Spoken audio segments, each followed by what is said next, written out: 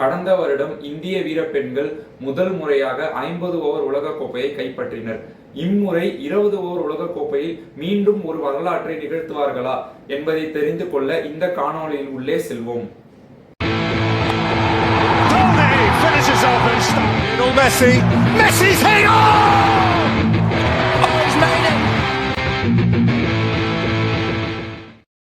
Hello again, welcome to another video from me.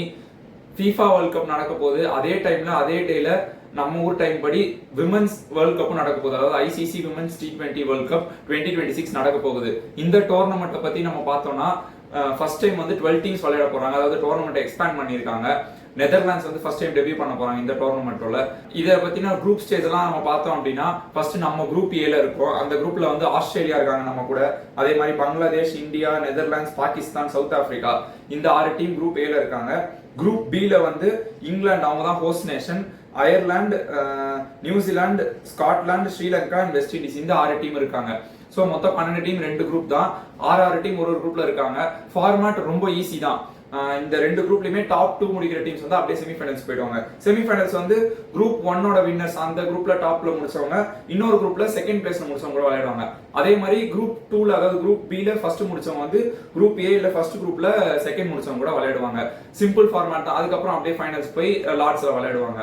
Format சிம்பிளா இருந்தாலும் India விமனுக்கு இது வந்து ரொம்ப கஷ்டமான ஒரு காம்ப்ளெக்ஸான டோர்னமெண்ட் தான். ஏன்னா அட்வான்டேஜஸ்ன்றதை தாண்டி நிறைய டிஸ்அட்வான்டேஜஸோட தான் இந்த டோர்னமெண்ட் உள்ள இந்தியா போக போறாங்க. ஏன் அப்படின்றது தான் வந்து நம்ம இந்த வீடியோல பார்க்க போறோம். ஓகே, இப்போ வந்து என்னப்பா இப்பதான் சம ஃபார்ம்ல இருக்காங்களே ஒயிட் பால்ல. போன வருஷம் தானே வந்து first time 50 overs world cup win பண்ணாங்க அப்படின்னு கேட்டீங்கன்னா அது 50 ஓவர்ஸ், இது 20 ஓவர்ஸ். பேசிக் ஃபர்ஸ்ட் லாஜிக்கல் ரீசனிங் வந்து இதுதான். இப்போ 20 ஓவர்ஸ்ல இந்தியா வந்து நம்ம ஹோம்ல பவரா இருந்தாலும் இப்பதான் ரீசெண்டா சவுத் ஆப்பிரிக்கா கூட வந்து 4-1 அப்படின்னு சொல்லிட்டு சவுத் ஆப்பிரிக்கால போய் தோத்துட்டு வந்தாங்க. அதே மாதிரி இந்த வருஷத்தோட ஸ்டார்டிங்ல ஆஸ்திரேலியா கிட்டயும் போய் தோத்துட்டு வந்தாங்க.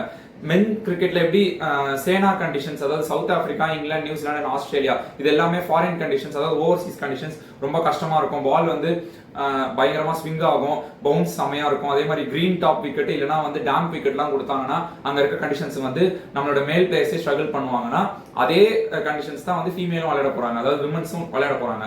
அப்போ அவங்களுக்கும் அதே கஷ்டம் தான் இருக்கும். அதுக்கேற்ற மாதிரி தான் வந்து இப்போ அவங்க வந்து ஸ்ட்ரகிள் பண்ணியிருக்காங்க. நம்ம போன வேர்ல்ட் கப் வந்து ஹோம்ல வின் பண்ணோம். ஓவர்சீஸ்ல நம்மளோட ஸ்ட்ரென்த்தை வந்து நம்ம இன்னும் கொஞ்சம் கொஞ்சமா தான் வந்து பில்ட் ஆகிட்டு வந்துட்டே இருக்கும். இப்போ எடுத்தோடனே இங்கிலாந்துல போய் அதுவும் இங்கிலாந்து கண்டிப்பா வர போறாங்க. நம்ம குரூப் வர ரொம்ப கஷ்டமான குரூப்பா இருக்கு. பிக்சர்ஸ்லாம் வந்து பயங்கர கஷ்டமா இருக்கு. நான் ஸ்டார்டிங்ல இருந்தே பிக்சர் சொல்லணும் அப்படின்னா ஃபர்ஸ்ட் இந்த டோர்னமெண்ட் வந்து எங்க இருந்து ஆரம்பிக்க போகுது அப்படின்னு பாத்தீங்கன்னா இங்கிலாந்து வர்சஸ் ஸ்ரீலங்கா. இது வந்து எட்பாஸ்டன் பர்மிங்ஹாம்ல இருந்து ஸ்டார்ட் ஆக போகுது. இங்க இருந்து அப்படியே நம்மளோட பிக்சர்ஸ் பாத்தீங்கன்னா அஃப்கோர்ஸ் பாகிஸ்தான் கூட நமக்கு ஒரு மேட்ச் இருக்கு ஜூன் 14th. எனக்கு தெரிஞ்ச அந்த மேட்ச்ல இருந்து வந்து நான் என்னோட ஸ்ட்ரீக் வந்து பிரேக் பண்ண போறேன்னு நினைக்கிறேன். உங்களுக்கு தெரியும் போன வருஷம் IPL கிட்டத்தட்ட டுவர்ட்ஸ் எண்ட் வரும்போது பெஹல்கம் அட்டாக்ஸ் நடந்துச்சு. அதுக்கப்புறம் வந்து நம்மளும் ஆபரேஷன் சிந்தூர்லாம் பண்ணோம். அதுல இருந்து ஒரு பர்சனல் என்ன சொல்றது ஒரு கொள்கை மாதிரி நான் ஒன்று எடுத்துக்கிட்டேன். என்னன்னா ஒரு வருஷத்துக்கு வந்து நம்ம வந்து இந்தியா பாகிஸ்தான் மேட்ச் பார்க்க கூடாது. ஏன்னா அவங்க அங்க வந்து கஷ்டப்பட்டு அட்லீஸ்ட் நம்ம சோல்ஜர்ஸ்க்கு அது வந்து ரெஸ்பெக்ட் பண்ற மாதிரியே இருக்கும் அப்படின்னு சொல்லிட்டு நான் வந்து மேட்சே பார்க்கல. சும்மா அப்டேட்ஸ் மட்டும் உங்களுக்கு பண்ணிருப்பேனே தவிர மேட்ச் நான் ஒரு பால் கூட பார்க்கல. அதே மாதிரி தான் வந்து இந்த வருஷம் வரைக்கும் 1 இயர் ஆகட்டும் அப்படின்னு சொல்லிட்டு தான் நான் வந்து வெயிட் பண்ணிட்டு இருந்தேன். ஸோ எனக்கு வந்து இந்த மேட்ச்ல இந்த ஸ்ட்ரீக்கை பிரேக் பண்ணலாம் அப்படின்னு சொல்லிட்டு நினைக்கிறேன். ஏன்னா அவங்க வந்து அந்த மேட்சை வந்து நம்ம கிட்ட திணிச்சு காசு பார்க்க போறாங்க. நம்ம ஆஸ் அன் ஆடியன்ஸா நமக்குன்னு ஒரு லிமிட் வச்சுக்கணும் அப்படின்றது வந்து அது எனக்கே நான் ஒரு பர்சனல் சேலஞ்ச் மாதிரி கொடுத்துக்கிட்டதான். நம்மளால பார்க்காம இருக்க முடியுதா? ஏன்னா நம்ம போன் ஓப்பன் பண்ணாலே நம்ம வச்சிருக்க ஆப்ஸ்ல இருந்து நோட்டிபிகேஷன் வரப்போகுது. இந்த மாதிரிலாம் இருக்கு அப்படின்னும் போது அதை தாண்டி நான் முடிஞ்ச அளவுக்கு மேனேஜ் பண்ணி அதுல கொஞ்சம் நான் நினைச்சதை செஞ்சுட்டேன் அப்படின்னு தான் சொல்லணும். இந்த மேட்ச் வந்து நான் அந்த பிரேக் பண்ண போறேன். இது வந்து ஒரு பிராக்கெட்ல போட வேண்டிய குட்டி டிஸ்க்ளைமர் தான். சோ அப்படியே நம்ம போனோம் அப்படின்னா நமக்கு அதுக்கப்புறம் நெதர்லாண்ட்ஸ் கூட ஒரு மேட்ச் இருக்கு. மேபி அந்த மேட்ச் நம்ம வந்து கொஞ்சம் ஈஸியா வின் பண்றதுக்கு சான்சஸ் அதிகமா இருக்கு. பட் நீங்க பாத்தீங்க அப்படின்னா சவுத் ஆப்பிரிக்கா கூட மறுபடியும் ஒரு மேட்ச் இருக்கு.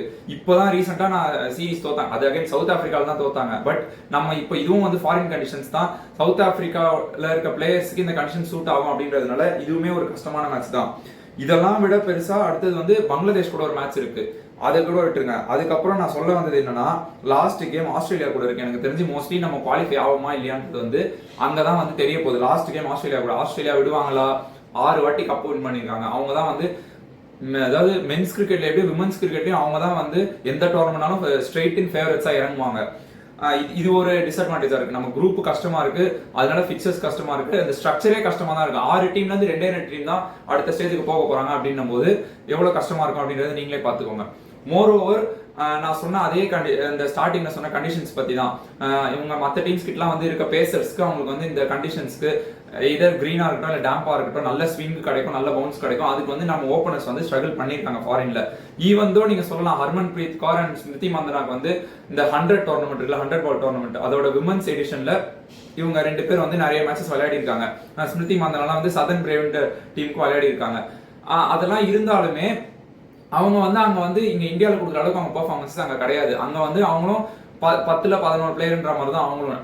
ஐ மீன் ரொம்ப மோசமான இல்லைனாலும் அவங்களோட பெர்ஃபார்மன்ஸ் வந்து ஆவரேஜா தான் இருந்திருக்கு. ஸோ இப்போ நீங்க அதை தாண்டியுமே நெக்ஸ்ட் நான் என்ன சொல்ல போறேன் அப்படின்னா, இப்போ இன்கேஸ் ஸ்மிருதி மந்தனா அண்ட் ஷெஃபாலி வர்மா வந்து தாண்டிட்டாங்க, அதாவது பவர் பிளே தாண்டிட்டாங்க, ஒரு நல்ல ஸ்டார்ட் கொடுத்துருக்காங்க அப்படின்னாலுமே இந்தியா அதுக்கப்புறம் வந்து டக்குன்னு விக்கெட்ஸ் லூஸ் பண்ற த்ரெட் ஒன்று இருக்கு. அடுத்தது டக்குன்னு மிடில் ஆர்டர் இந்த ஹையர் மிடில் ஆர்டர் வந்து கேம் எப்படி எடுத்துட்டு போனோம் அப்படின்றது தெரியாம டக்குன்னு விக்கெட்ஸ் லூஸ் பண்ணிடுறாங்க. இந்த ரீசெண்டான சீரீஸ்லுமே அந்த மாதிரி ஒன்று நடந்துச்சு. அதே மாதிரி சரி, அதையும் தாண்டி அடுத்த கட்டத்துக்கு வந்தீங்கன்னா டெத் ஓவர்ஸ்ல பினிஷ் பண்றதுக்கு வந்து இப்போ நம்ம லாஸ்டா விளையாடின மேட்ச் இந்த வெஸ்ட் இண்டீஸ் கூட வின் பண்ணிட்டோம். நம்ம வார்ம் அப் மேட்ச் விளையாடணும். இப்போ அடுத்து இங்கிலாந்து கூட இன்னொரு வார்ம் அப் மேட்ச் இருக்கு. அது முடிச்சுட்டு நம்ம கண்டிப்பா நம்மளோட இன்ஸ்டாகிராம் அக்கௌண்ட்ல அதை அப்டேட் பண்ணுவோம். ஆனா அதுலயுமே நம்ம லாஸ்ட் 5 ஓவர்ஸ்ல பாத்தீங்கன்னா 34 ரன்ஸ் தான் அடிச்சிருந்தாங்க. சோ இந்த மாதிரி நீங்க T20 ஃபேசஸா பிரிச்சாலுமே அந்த ஒரு ஃபேசஸ்லயுமே இந்தியா ஸ்ட்ரகிள் தான் பண்ணிருக்காங்க. நம்ம ஹோம்ல நடந்தா அது வேற கம்ப்ளீட் டாமினன்ஸா இருக்கும். இப்போ இது வந்து இங்கிலாந்துல நடக்க போகுது. அதே மாதிரி எல்லாமே பவரான் டீம் கூட தான் மேட்சஸ் இருக்கு. இப்போ நெதர்லாண்ட்ஸ் அண்ட் பங்களாதேஷ் கூட 2 மேட்ச் இருக்கு. அந்த 2 மேட்ச் வந்து கொஞ்சம் நம்ம வின் பண்ணலாம். ஆனா இப்போ நீங்க 6ல 2 டீம் தான் போக போகுது அப்படின்னா மினிமம் நீங்க விளையாடுற 5 மேட்ச்ல நீங்க 3 இல்ல 4 கேம் மேட்ச் வின் பண்ணணும். இப்போ in case south Africa and Australia கிட்ட ஏதாவது ஒரு டீம் கிட்ட தோத்துட்டாங்கன்னா நீங்க பாகிஸ்தான் கிட்ட கண்டிப்பா அதான் ஃபர்ஸ்ட் மேட்ச் தான் வருது, அதுல நீங்க கண்டிப்பா ஜெயிச்சுதான் அடுத்த ஸ்டேஜ் போக முடியும். இந்த மாதிரி நீங்க மேக்ஸிமம் வந்து 2 மேட்ச் மேல தோக்கவே கூடாது. அதுல அந்த 2 மேட்ச் வந்து ஆஸ்திரேலியா அண்ட் சவுத் ஆப்பிரிக்கா கூட இருக்கு அப்படின்னும் போது கண்டிப்பா நம்ம செமிஃபைனல்ஸ் போறதுன்றதே கஷ்டம் தான். அதை தாண்டி செமிஃபைனல்ஸ் போனாங்க அப்படின்னா நம்ம உங்களுக்கு தெரியும் ஒரே வாட்டி தான் 2020ல இந்தியா வந்து ஃபைனல்ஸ் போச்சு. அங்க வந்து மறுபடியும் ஃபைனல்ஸ்ல போய் தோத்தாங்க ஆஸ்திரேலியால, அவங்க கிட்டயே தோத்தாங்க அவங்க ஹோம்ல. அது ஒரு ரீசனா இருக்கு. சோ இந்த மாதிரிலாம் இருக்கு அப்படின்னும் போது நாக் அவுட்ஸ்ல T20 ஃபார்மேட்ல எப்படி பண்ண போறாங்க? போன வாட்டி நமக்கு ஜெமிமா ராட்ரிக்ஸ் அண்ட் ஷெஃபாலி வர்மா 2 பேர் காப்பாத்துறாங்க நாக் அவுட்ஸ்ல. அந்த மாதிரி யாரு வந்து ஃப்ரண்ட்ல ஒரு மேட்ச் வின்னரா வந்து நிக்க போறாங்க, ஒரு கிளட்ச் பிளேயரா யார் நிக்க போறாங்க அப்படின்றது வந்து பார்க்க இன்ட்ரெஸ்டிங்கா இருக்கும். இதெல்லாம் தான் இந்தியாவுக்கு இருக்க ஸ்ட்ரகிள்ஸ் என்ன கேட்டா. இப்போ ஓவராலா இந்த டோர்னமெண்ட்டை பத்தி நம்ம பார்த்தோம் அப்படின்னா நான் சொன்ன மாதிரி நெதர்லாண்ட்ஸ் வந்து ஃபர்ஸ்ட் டைம் வந்து டெபியூ பண்ண போறாங்க. அதே மாதிரி நீங்க பாத்தீங்கன்னா நியூசிலாந்து வந்து டிஃபெண்டிங் சாம்பியன்ஸா உள்ள இறங்க போறாங்க. 2024ல அவங்க தான் வின் பண்ணாங்க. இது இல்லாம இங்கிலாந்து வந்து 2009ல இந்த டோர்னமெண்ட்டை ஹோஸ்ட் பண்ணி அங்கேயே அவங்க வின் பண்ணிருக்காங்க. சோ கண்டிப்பா இந்த வாட்டியும் வந்து இங்கிலாந்து தான் அவங்க ஹோம்ல நடக்க போகுது, இங்கிலாந்து அண்ட் வேல்ஸ்ல நடக்க போகுது அப்படின்னால கண்டிப்பா அவங்களும் ஒரு ஃபேவரட்ஸா வருவாங்க. நான் சொன்ன மாதிரி ஆஸ்திரேலியா கிட்ட 6 கப் இருக்கு. அவங்களும் எந்த டோர்னமெண்ட் இருந்தாலும் அவங்க ஃபேவரட்ஸா இறங்க போறாங்க. இது இல்லாம வெஸ்ட் இண்டீஸும் வந்து 2016ல அந்த ஹிஸ்டாரிக் வின் பண்ணும்போது அந்த அதே வருஷம் வந்து விமன்ஸ் வந்து இந்த எடிஷன் அவங்களும் வின் பண்ணாங்க. சோ இந்த மாதிரி இதுல நிறைய பவர்ஃபுல்லான டீம்ஸ் இருக்கு. இந்தியா வந்து நான் பவர் இல்ல அப்படின்னு சொல்லல, பட் நமக்கு இருக்க சேலஞ்சஸ் எல்லாம் தான் வந்து நான் இந்த வீடியோல பிரேக் டவுன் பண்ணி உங்களுக்கு சொன்னேன். இதெல்லாம் மீறி இந்தியா வந்து செமிஃபைனல்ஸ் போகும். சரினா நெகட்டிவாவே எடுத்துட்டு இருக்கேன் அப்படின்னு கேட்டீங்கன்னா பாசிட்டிவ்ஸும் நிறைய இருக்கு. நான் சொன்ன மாதிரி அதையே நீங்க ஒரு பாசிட்டிவா எடுத்துக்கலாம். ஹர்மன்பிரீத் கௌர் அண்ட் ஸ்மிருதி மந்தனாக்கு இந்த கண்டிஷன்ஸ்ல இருக்க எக்ஸ்பீரியன்ஸ் நீங்க ஒரு பாசிட்டிவா எடுத்துக்கலாம். அதே மாதிரி ஷெஃபாலி வர்மா வந்து கொஞ்சம் கொஞ்சமா அவங்க அதாவது ஒரு ஹை பாயிண்ட்டுக்கு போயிட்டு அப்புறம் திரும்ப லோ பாயிண்ட் போயிட்டு திரும்ப வேர்ல்ட் கப்ல இப்ப மறுபடியும் ஒரு செகண்ட் பீக் மாதிரி அவங்க வந்து வளர்ந்து வந்துட்டு இருக்காங்க.